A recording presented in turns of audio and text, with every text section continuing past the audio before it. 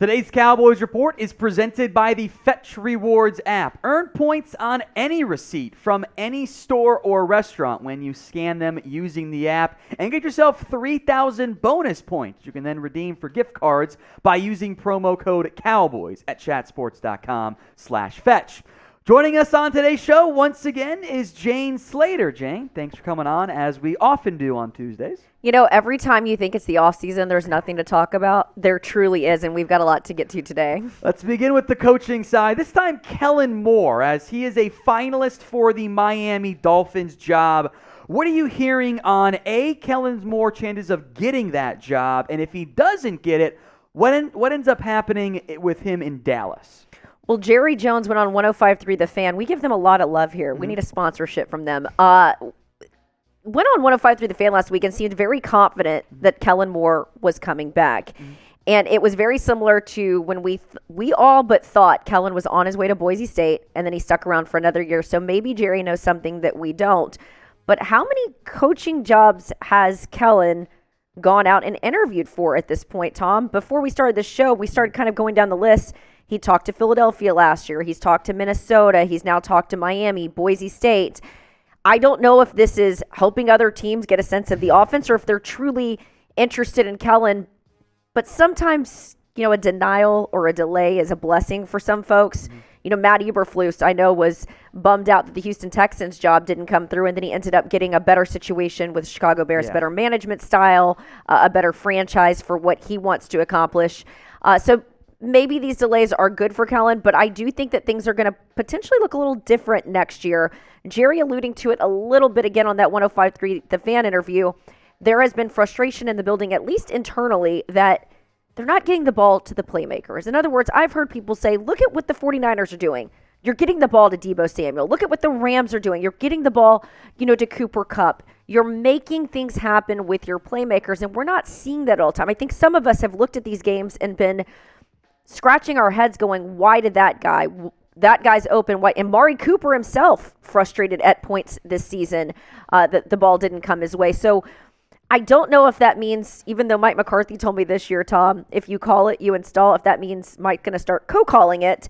But I think that there's going to be a little bit more synergy here. And not that there hasn't been. I've been told, and I've been doing a little digging this offseason, Mike is very present in these meetings. He contributes, but I do believe that he has stayed in his lane as it related to defense the first year and as it related to offense the second year. But with Dan Quinn getting this multi-year extension, with the biggest blessing happening for the Cowboys in the sense that if you want Sean Payton, the other team that was out there that might have lured him away was the Raiders. Of course, they just went and got Josh McDaniels, and I joke that when our team's going to learn about this guy, but they signed up Josh McDaniels. You've got Sean Payton waiting in the wings if you want him, although I've been told on both sides of this one that the Cowboys never reached out to Sean Payton about a job, at least during this round. So he gets a little bit of a break. But if you are Mike McCarthy, you're all hands in on this one, because if you don't get it done, because Jerry's told us multiple times, I don't have time for a bad time.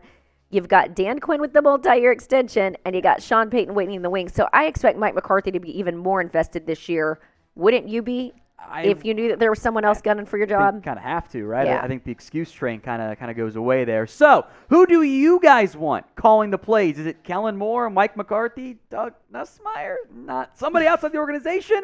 Let me know in the comments section. This will be the pinned comment on today's video. So, if the ad break comes, take advantage of it. Head down there and let us know. That'll be interesting, the comments. Can't wait to see that. I love the comments here. You guys are great. We'll come back to Sean Payton, but I want to talk about Dak Prescott here for at least a little bit. A report from, I think it was Todd Archer, said he got the Pro Bowl invite and said, nah, I'm good. Is there any injury lingering concerns there as to why? I dug around on this both within the organization and people close to him, and I was told no injuries. He just wanted a reset. And keep in mind, last offseason he was dealing with trying to get the contract. And then, he was dealing during COVID the loss of his brother. Then, of course, he comes back from that brutal ankle injury, ends up coming back. He's got a calf injury and then an arm injury. The Pro Bowl is a lot of fun. I've covered it for years, folks, but you're doing a lot of media. There's a lot of kissing babies. There's a lot that goes into it. And I do believe that he was all Super Bowl or bust this year. He went all in. And sometimes I think when you leave it all on the table, not dissimilar from Tom Brady coming out today and saying, I'm retiring. When you put it all on the table, sometimes there is this emotionally draining component. And I truly believe that's what this is. Him just deciding to walk away. He's done it. I had a lot of fun covering his rookie season, him and Dak there.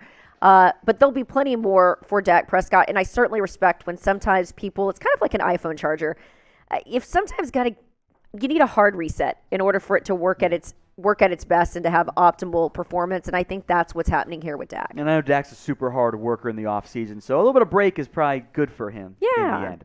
I want you guys now to rank Dak Prescott. Speaking of fun comments we're going to get on this one, James. Rank Dak among NFL QBs. Head down to the comments and type your answers. We need an over-under of how many people are going to come in here and say, but Romo would have gotten it done. Well, they would have been in the Super Bowl if Romo had done it. Now it's the over. We just hit the over. Exactly. Just like that. I can already see it in the comments now.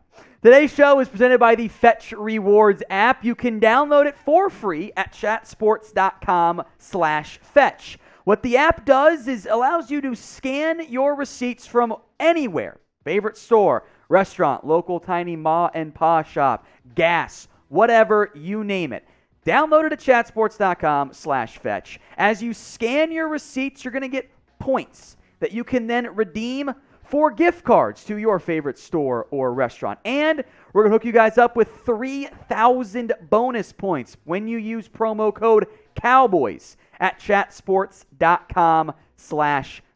I will make sure that link and the promo code is in both the comment section and in the description. But one more time, it's chatsports.com/fetch, promo code Cowboys.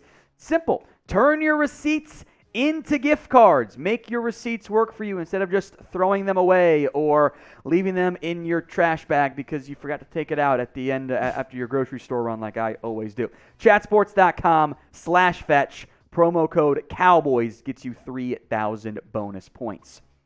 I did want to go quick here briefly on Tyron Smith. He's also skipping, which probably isn't a big surprise since he didn't look 100% out there down the stretch. Yeah, I'm going to be interested to see what happens with Tyron Smith this offseason because obviously he had some lingering issues, and sometimes when it comes to the Cowboys, we don't find out about these issues until they're heading for surgery. So, again, I just think it's been 2 really emotional seasons. You know, he talked the most I've ever seen that guy smile or talk was in OTAs and minicamp when he had missed the season because of injury. And he was so excited to come back.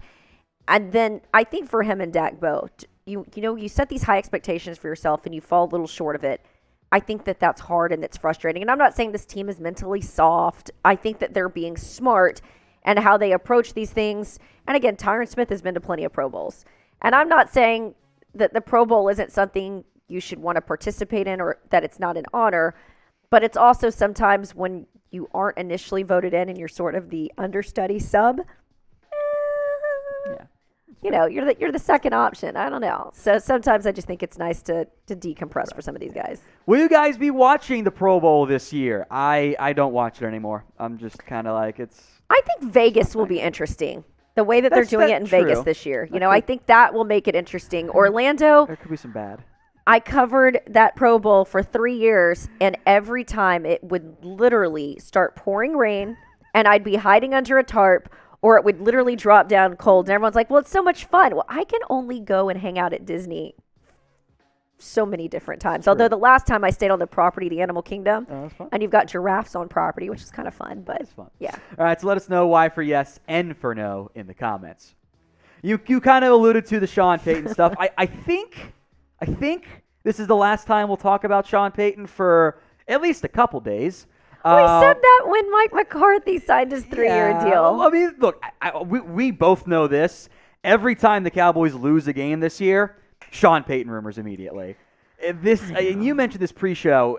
Mike McCarthy's seat has to be about as hot as it's ever been in Dallas. 100%. And I think that's what Jerry's banking on, right? Here in recent years, they've enjoyed the competition. And I think because of having some competition, you saw defensively guys really step up. Look what even just switching out Lyle Collins and Connor Williams did for this offensive line, or putting in Terrence Steele.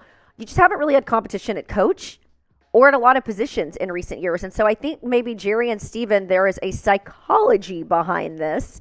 They won't admit that. They will tell you that they love Mike. They're all in.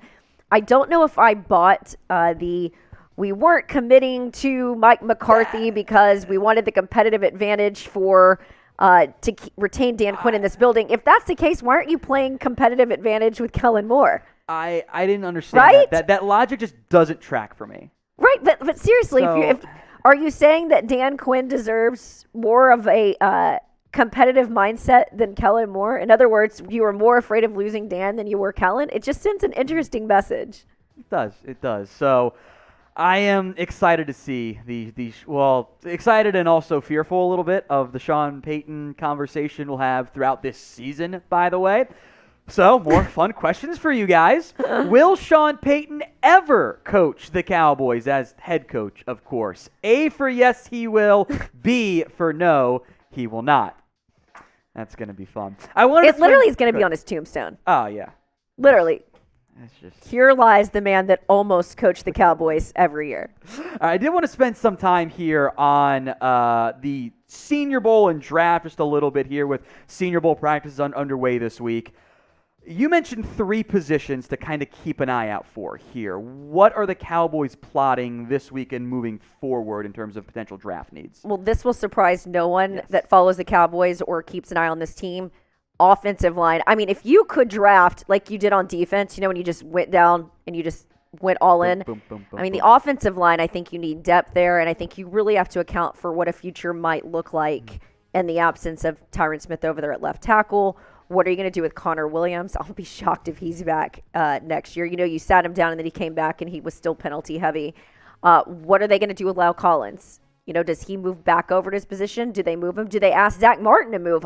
There's a lot of questions, I think, about the offensive line. Tight end is going to be another position that they're going to focus on.